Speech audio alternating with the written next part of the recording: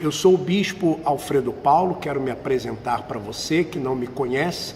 Fui bispo da Igreja Universal do Reino de Deus durante mais de 30 anos.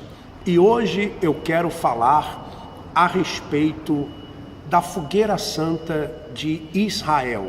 A Fogueira Santa de Israel, os números e o que acontece realmente na Fogueira Santa de Israel, na Igreja Universal do Reino de Deus. A Fogueira Santa é a grande galinha dos ovos de ouro da instituição. É ela que vai sustentar, por exemplo, uma emissora de televisão durante 4, 5 meses. Só para você ter uma ideia em termos de números, vou dar uma ideia para você. Eu estava no estado de Minas Gerais em 2010. Fala só de Minas Gerais. O mês normal do estado rondava em 9 milhões de reais. Falando 9 milhões de reais. Quando chegou na Fogueira Santa, então, de 9 milhões foi para 45 milhões.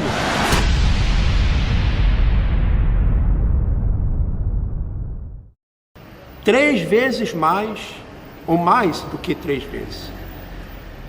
E você sabe, e os pastores sabem disso, que aquele que não dobra na Fogueira Santa é como se ele estivesse mal, ele não cresceu.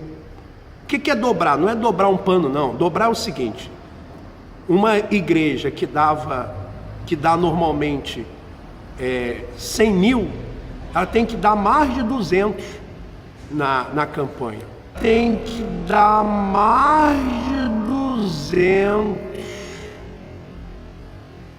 na campanha. Se ela dava 500 mil, ela tem que dar pelo menos 1 milhão. Se ela dava 500 mil, ela tem que dar pelo menos 1 milhão. Por exemplo, Santa Catarina mesmo. Santa Catarina dava normalmente 3 milhões de reais. Aí numa Fogueira Santa vai para 9 milhões. Então esse valor, esse dinheiro, ele sustenta uma emissora de televisão durante 3, 4, 5 meses, até vir uma outra Fogueira Santa. É assim que funciona. E muitas pessoas ficam esperando a Fogueira Santa. Por exemplo, existem esquemas já, por exemplo, em relação às joias, em relação aos carros que se dão. Tem gente que já está destinada já para fazer a negociação com os carros. E você pensa que não levam por fora, não tem gente se enriquecendo com isso?